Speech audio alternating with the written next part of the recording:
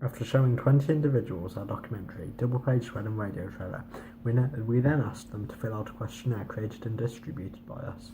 The results of this questionnaire allow us to think back at our products we produced and think of some improvements we can make in future to these products. This video I will also be discussing the answers that we received by the individuals that filled out our questionnaire. For question 1, 16 males filled out and completed this questionnaire as opposed to the 4 females. We wanted to get a mix of males and females to fill out our questionnaire so the answers aren't one-sided to a specific gender. All our products were not intended to single out any one gender, so allowing males and females to complete our questionnaire, we felt it added validity and reliability to our answers. However, we felt we could have asked more females instead of predominantly males. For question 2, we asked their age. 12 of the individuals circled they were 16 to 19, whilst 7 circled they were 20 to 25, and only 1 circled 26 to 34. These results were what we expected, as our 3 products were mainly aimed at 16 to 19-year-olds and 20/25-year-olds, or in other words, late teens and young adults. However, we did get 1 26 to 34-year-old fill out our questionnaire to try and get an even balance of ages. We felt the results to this question were what we expected. For our third question, we asked what stage of education they are currently in. 14 circled college/sixth form, whilst 2 circled university. 4 people also stated they were in work for the other option. We found this result yet again, as we expected, as majority were in education of some sort, whether that would be university or college, therefore are more likely to be attracted to our topic of exam fairness and take a greater interest in this topic. For our fourth question, we got a very positive response. 16 people circled that they had felt our documentary portrayed this idea of exam fairness, whilst only 4 people circled maybe. Nobody circled no, meaning our documentary obviously did portray a topic in an appealing way to the audience of 20.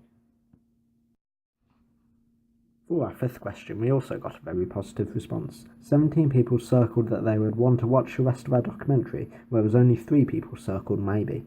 This could have been because they couldn't get a clear picture of where our documentary was heading, or just simply didn't enjoy the first 5 minutes of watching it. However, the majority of our audience did want to carry on watching it. For our sixth question, we asked what the best feature was of our documentary. 18 people circled the interviews as being the best part, whilst 2 circled the voiceover/narration. By getting this response back, we understood that the interviews were probably the most informative and occupying part of the documentary, as you want to hear what the experts have to say about the system as well as the students. This answer was no surprise to us, as we had predetermined people would answer with either the interviews or voiceover for this question, as we felt these were our strongest points in the production of our documentary. For the 7th question, we asked the opposite of number 6 and asked what the worst part of our documentary was. 17 circled it was the titles. This answer also wasn't really a shock to us, as we thought the titles were in fact one of the only things that let our documentary down, as they were very plain and boring and highly unprofessional. You would not see these sort of titles in a properly broadcasted documentary. However, we was shocked that one person circled background footage, as we thought the background footage was a great and successful aspect to our documentary. For our 8th question, we asked if they would recommend our documentary to others. 17 people circled yes, and 3 people circled maybe. No one circled no, which made us feel great about our documentary, as it obviously proved to be an overall success at delivering and presenting the topic. For question 9, we asked what was their favourite product out of the 2 other ancillary texts. We now moved away from our documentary for those questions, as our main focus was the 2 ancillary texts. 17 circled that our radio trailer was their favourite product, whilst only 3 circled our double page spread. The radio trailer was audio based, whereas the double page spread was not. Therefore, listening rather than reading probably attracts our target audience and our age group more than reading an article about exams. For question 10, we asked their favourite feature of the double page spread. Majority said the article was, as 17 circled this, whereas only 1 circled the images and 2 circled the colour scheme. This suggests our article was informative and advertised our documentary well as majority obviously felt this was their favourite feature. For question 11, we asked what they thought the worst feature of our double page spread was. Majority circled colour scheme, whereas only 2 circled the title and only 1 circled the images. This suggests our colour scheme was not very professional and perhaps turned off the reader.